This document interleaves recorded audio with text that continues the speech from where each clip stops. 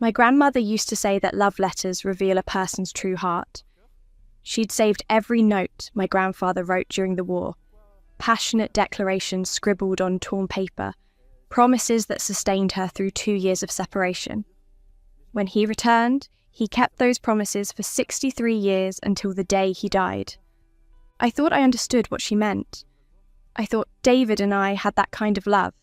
We'd met during my senior year at Columbia in Professor Hamilton's corporate law seminar. David sat 3 rows ahead, always impeccably dressed, always the first to volunteer an answer. I was drawn to his confidence, the way he commanded attention without trying.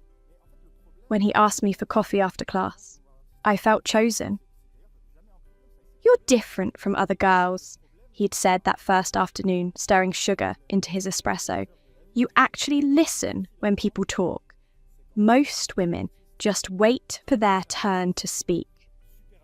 I should have wondered then what other girls he was comparing me to.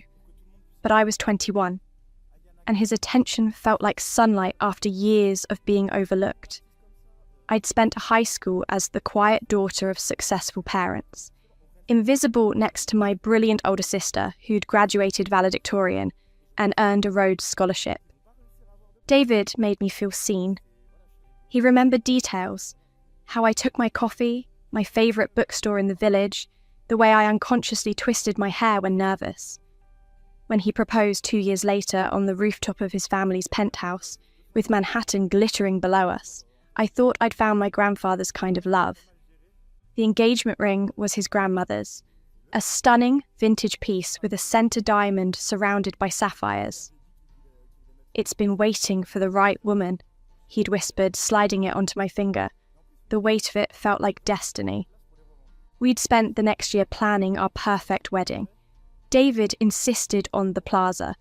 His family had connections, and image mattered in his father's law firm. I would have been happy with something smaller, more intimate, but David painted pictures of our future that made the elaborate details seem necessary. "This is just the beginning, Eleanor. My father's already talking about bringing me in as a junior partner after we're married. Stability matters in law. Clients trust married attorneys more." His eyes had that focused gleam they got when he discussed career advancement. "Your family's business connections won't hurt either. The Martinez real estate portfolio opens a lot of doors." I'd nodded, proud that my family's success could help his ambitions. Love meant supporting each other's dreams, didn't it? The warning signs were there, scattered like breadcrumbs through our relationship, but I'd convinced myself they were normal growing pains. The way David would check his phone constantly during our date nights, then quickly angle the screen away when I glanced over. How he'd grown distant during the engagement party my parents threw, spending most of the evening networking with my father's business associates instead of celebrating with me. "You're overthinking things," he'd say whenever I tried to bring up my concerns. "This is just wedding stress. Every couple goes through this." His reassurances always came with that patient smile, the one that made me feel foolish for questioning anything. David was sophisticated, worldly. He travelled through Europe after college, worked summers at prestigious firms, moved in circles I'd only observed from the outside. If he said I was overthinking, then I must be. The night before our wedding, I'd been looking for David to discuss some last-minute seating chart changes when I heard voices coming from the groomsmen's suite down the hall. The door was slightly ajar, and David's distinctive laugh drew me closer.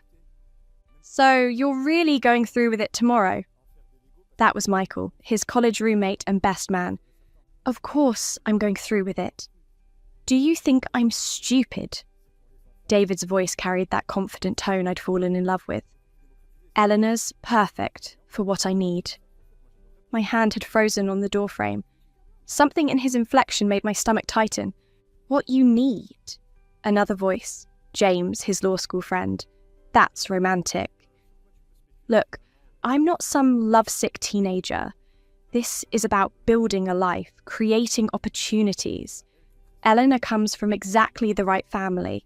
Her father's commercial real estate empire, her mother's social connections. Marrying her is like getting handed the keys to half of downtown's business district. The words hit me like physical blows. I pressed my back against the wall, wedding dress rustling softly. But do you actually love her? Michael's question hung in the air. David's pause lasted an eternity. She's sweet, predictable. She'll make a good wife and mother someday. Very traditional, very devoted. The kind of woman who won't ask too many questions or make demands. That doesn't sound like love, man. Love is a luxury I can't afford right now. My father's been grooming me for senior partner, but the old guard attorneys still think I'm too young, too ambitious. Having the right wife changes that perception. Elena makes me look stable, established. Plus, she genuinely adores me, which makes everything easier. My legs felt weak. 3 years of what I thought was love reduced to strategic career planning. What about Jessica? James asked quietly. My blood turned to ice. Jessica who? What about her? David's tone remained casual. Elena doesn't know about Jess, and she never will. Elena's too trusting, too focused on wedding planning to pay attention to anything else. Jessica understands this is temporary. Well, the secrecy part anyway. After the wedding, I'll be more discreet. You're planning to keep seeing Jessica after you're married? Jessica and I understand each other. She's got her own career ambitions. She doesn't want the whole domestic fantasy. She's perfect for now. But she's not marriage material. No family connections, no social standing. Elena gives me everything Jessica can't. The hallway started spinning. I gripped the wall to steady myself, the engagement ring suddenly feeling like a shackle around my finger. You're really going to marry Eleanor just for her family's money and connections? Michael sounded incredulous. It's not just about money, though the trust fund she's inheriting doesn't hurt. David chuckled. Elena's genuinely sweet. She'll be a devoted wife, won't interfere with my work, and she'll raise beautiful, well-connected children. She's everything a man in my position should want. Everything except the woman you actually love. I'm not my father, falling apart when my mother left him for someone with more passion. This way, everyone knows exactly what they're getting. Eleanor gets her fairy tale wedding and the security of being Mrs. David Hartwell. I get the family connections and social standing I need to build the career I want. It's honest in its own way. Honest. He thought manipulating someone who loved him was honest. I fled to my room, my mind reeling with the knowledge that tomorrow I was supposed to promise forever to a man who saw me as a business transaction. A man who had another woman, Jessica, who understood him in ways I apparently never could. The woman in the mirror looked like a stranger. Designer wedding dress, professional makeup, hair styled in the elaborate updo David's mother had insisted upon. I looked like exactly what David wanted me to be, the perfect wife for a man building his empire. But I wasn't going to be that woman anymore. I sat on my hotel bed for exactly 17 minutes, staring at my phone. The contact list showed 127 numbers, family, friends, vendors, wedding party members, all expecting to witness my fairy tale tomorrow morning. My thumb hovered over David's contact, then moved to my sister Isabella's number instead. Bella, I need you to come to my room. Right now. Eleanor, it's almost midnight. Aren't you supposed to be getting your beauty sleep? Her voice carried that familiar mix of affection and exasperation. The wedding's off. Silence stretched between us before I heard her sharp intake of breath. I'll be right there. While waiting, I opened my laptop and began typing. Every word David had spoken in that hallway burned in my memory with perfect clarity. I documented everything. His exact phrases about my being predictable and sweet, his calculated assessment of my family's business value, his casual mention of Jessica, and his plan to continue seeing her after our marriage. Isabella arrived within minutes, still in her silk pajamas, her dark hair twisted into a messy bun. She took one look at my face and closed the door behind her. "Tell me everything." I handed her the laptop. As she read, I watched her expression shift from confusion to anger to something much more dangerous. Isabella had inherited our mother's razor-sharp business instincts and our father's protective fury. "This bastard." Her voice was deadly quiet. "Eleanor, I knew something was wrong. The way he talked about the marriage, at the engagement party, like he was closing a real estate deal." "You suspected?" "I had concerns, but you seemed so happy and I thought maybe I was being cynical." She set the laptop aside and gripped my hands. "What do you want to do?" "I want to disappear. Tonight, before anyone else has to know how stupid I've been." "You're not stupid. You trusted someone you loved. That makes you human, not naive." Isabella's jaw tightened. "But we're not letting him walk away from this without consequences." She pulled out her phone and scrolled through her contacts. "Remember my friend, Maya, from law school? She's a private investigator now, specialises in infidelity cases."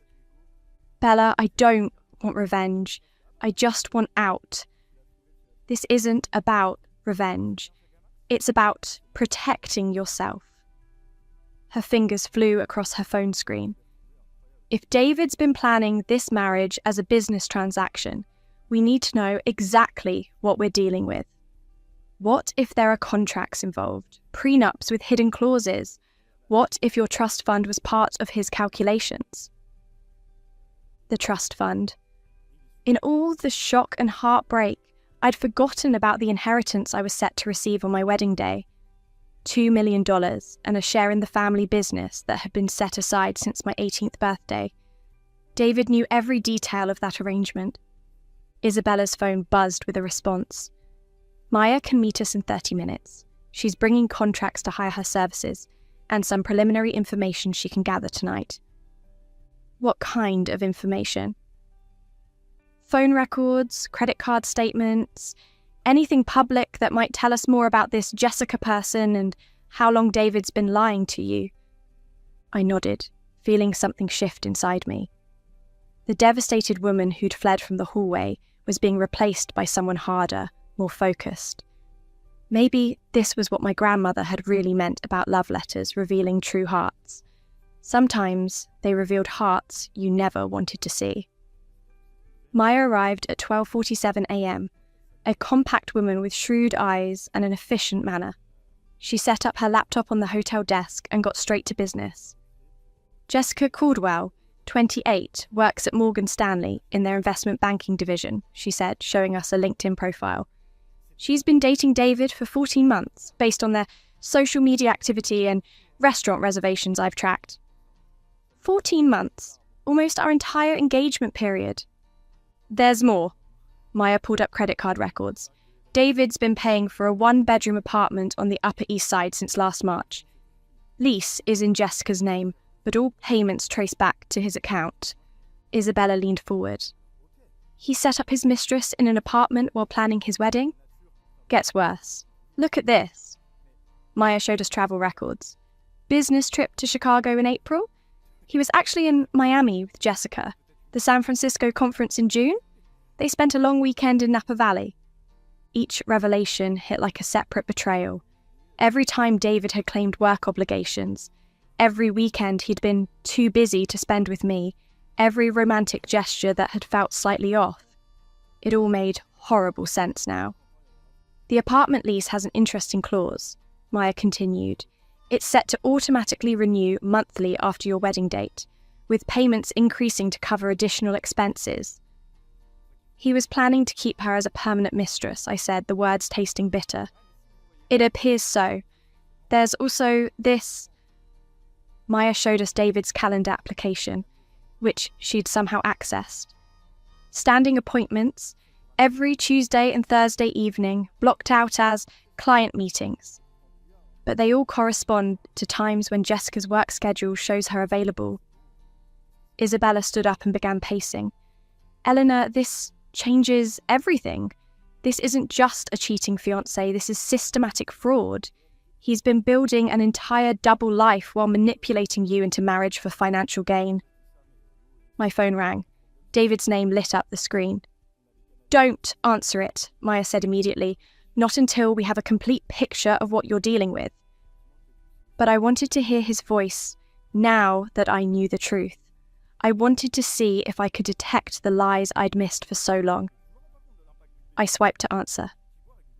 Eleanor, sweetheart, I was just thinking about tomorrow. I can't wait to call you my wife. His voice carried the same warm affection that had once made me feel cherished. Really? What exactly are you looking forward to about being married to me? A pause. What do you mean? Everything, of course. Spending our lives together, building a future. What kind of future, David? The life we've planned, the apartment, eventually kids, growing old together.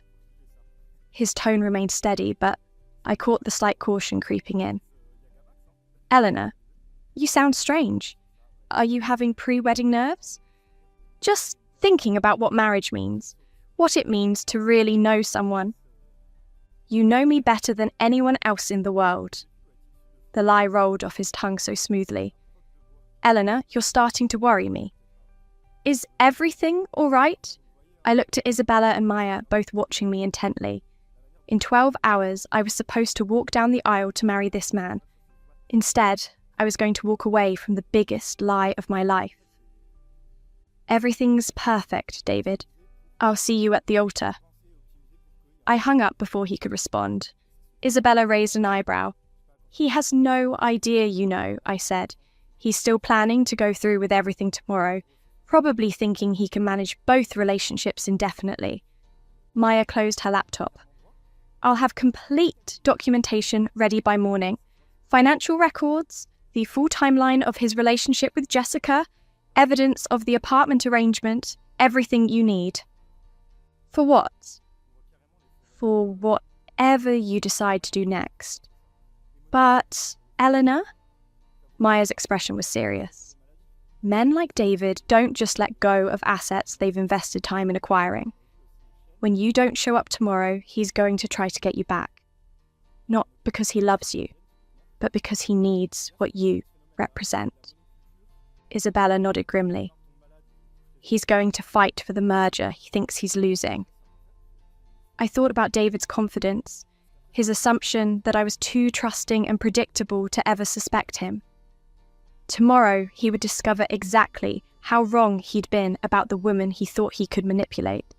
Then, he's going to learn who he was really engaged to marry.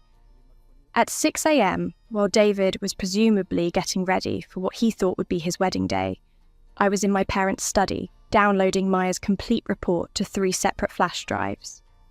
The evidence was damning: bank statements showing Jessica's apartment payments, hotel receipts from their secret trips, even text messages Maya had retrieved through her contacts at phone companies. My mother found me there, still in yesterday's clothes, surrounded by printed documents. Mia, what are you doing? The hair and makeup team will be here in 2 hours. She stopped when she saw my expression. Eleanor, what's wrong?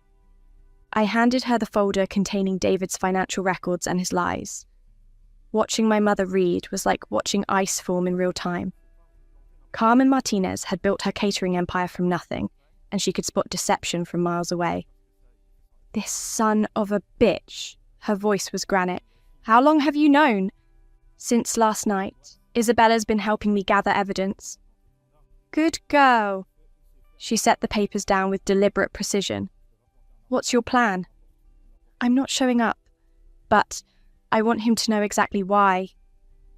My mother nodded approvingly. And the guests? The cathedral? Your father already left for the venue.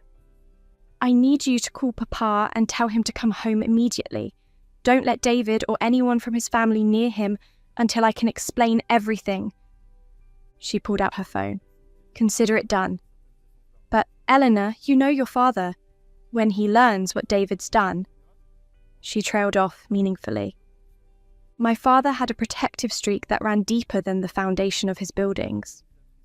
When my sister's college boyfriend had cheated on her, Papa had somehow arranged for the boy's scholarship to be reviewed by the university. The boyfriend transferred schools within a month. "Keep Papa calm until I handle this my way first," I said. Isabella appeared in the doorway holding a garment bag. "I brought you something more appropriate than a wedding dress." Inside was a sharp black business suit, the one I'd worn to my first job interview, the one that made me feel powerful and in control. My armour for today's battle. By 9 a.m, I was dressed and ready.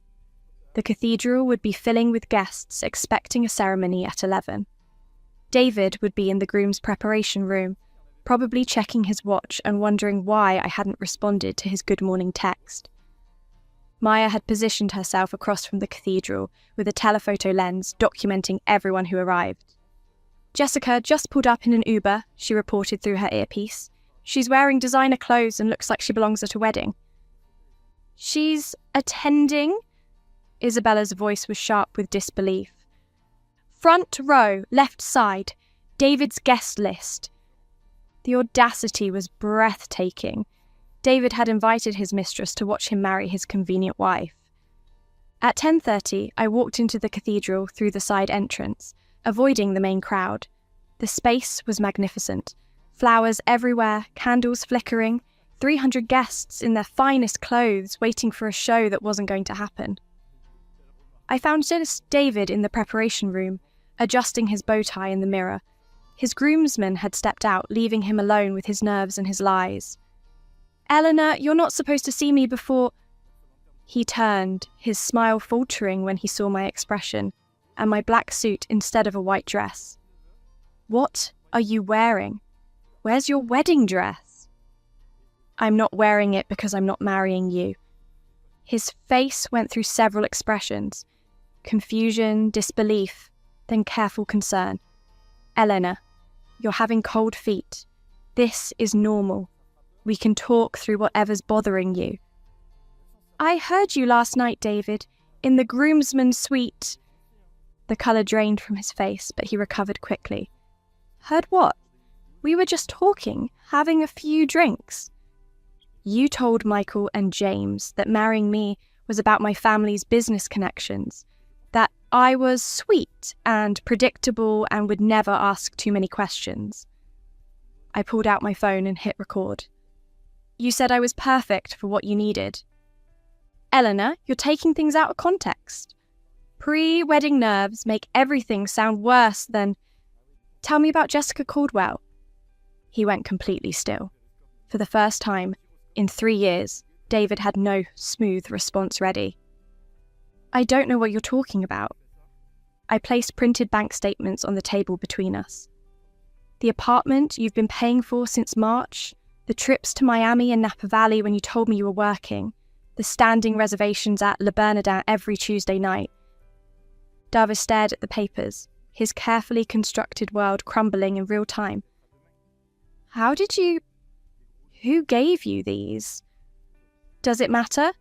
What matters is that you've been living a double life while planning to marry me for my trust fund and family connections."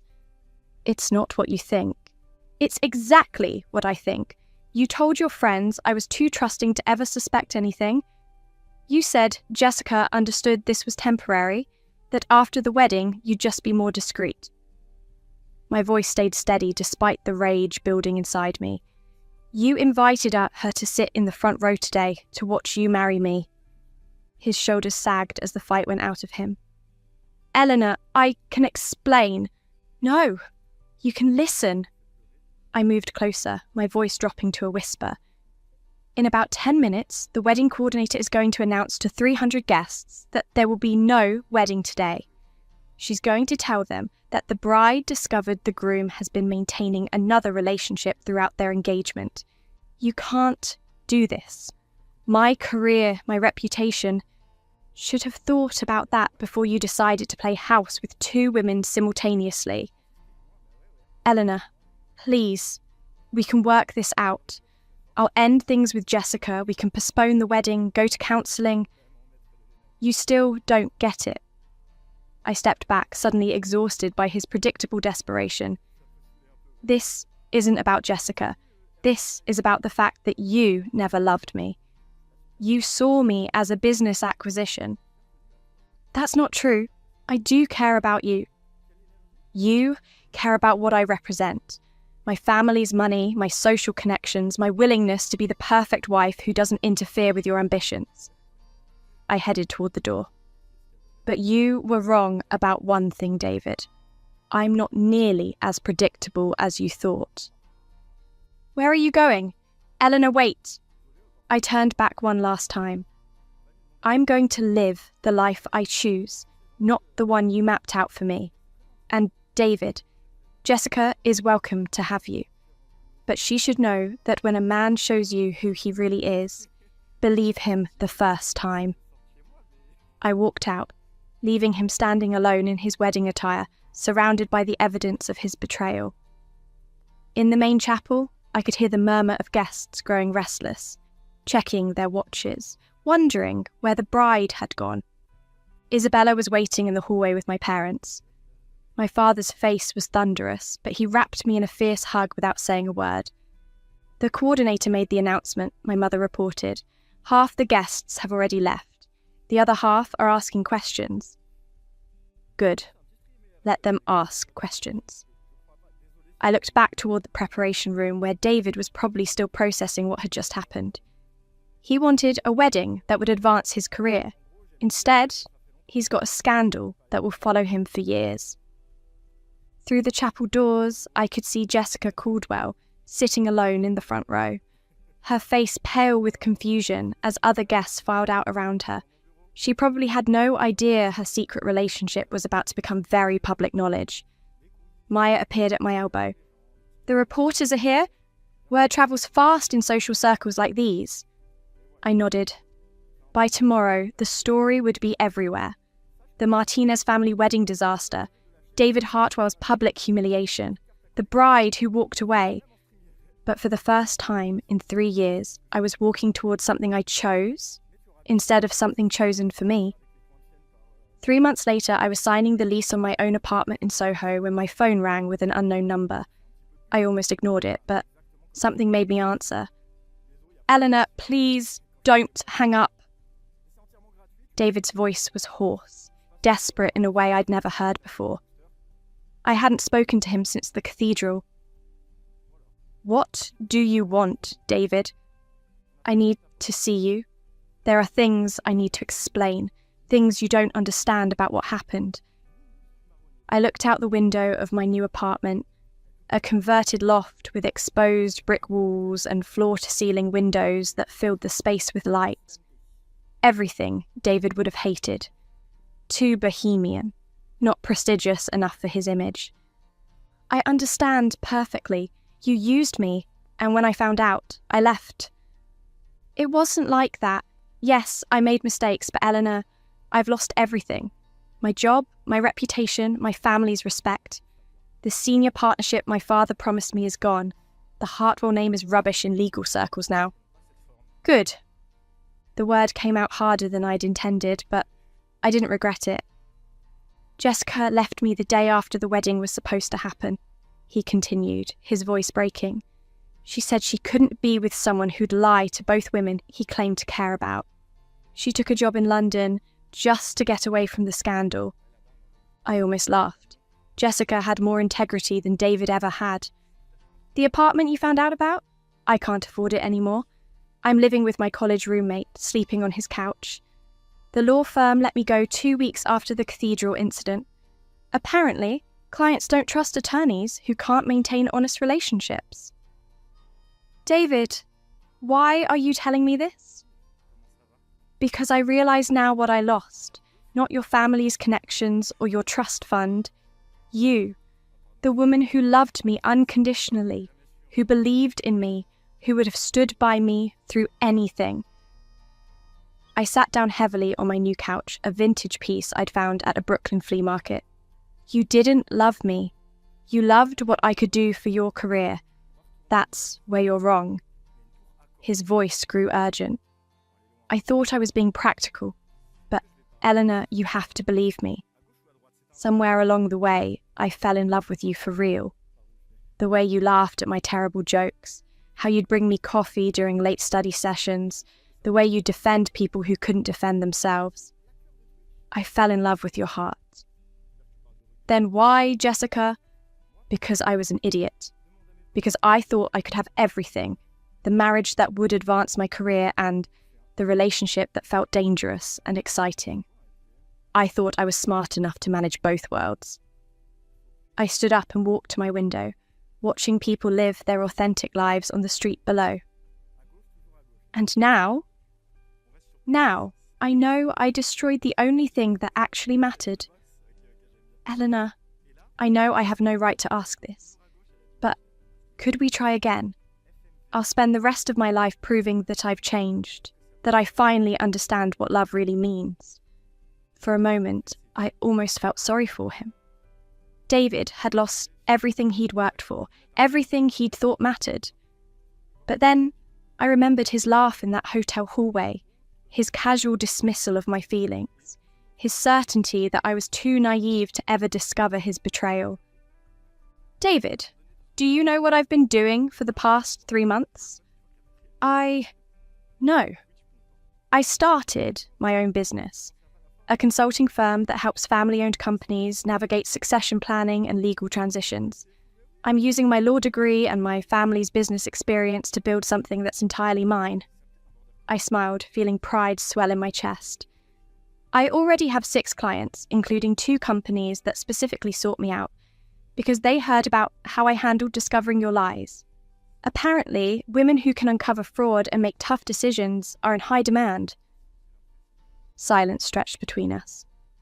I'm also dating someone new. His name is Alex, and he's a documentary filmmaker. He makes a fraction of what you plan to earn, drives a 10-year-old Honda, and couldn't care less about social status or business connections. But when he looks at me, he sees me, not what I can do for his career or how I fit into his life plan. Eleanor? I'm not finished. Alex knew about you from our first date. I told him everything. How you used me, how I discovered your betrayal, how I walked away from what everyone thought was the perfect engagement. And do you know what he said? David didn't respond. He said I sounded like exactly the kind of woman he'd been hoping to meet. Strong enough to recognize when she's being manipulated, brave enough to walk away from a comfortable lie, and smart enough to build a better life. I could be that man for you now, I've learned.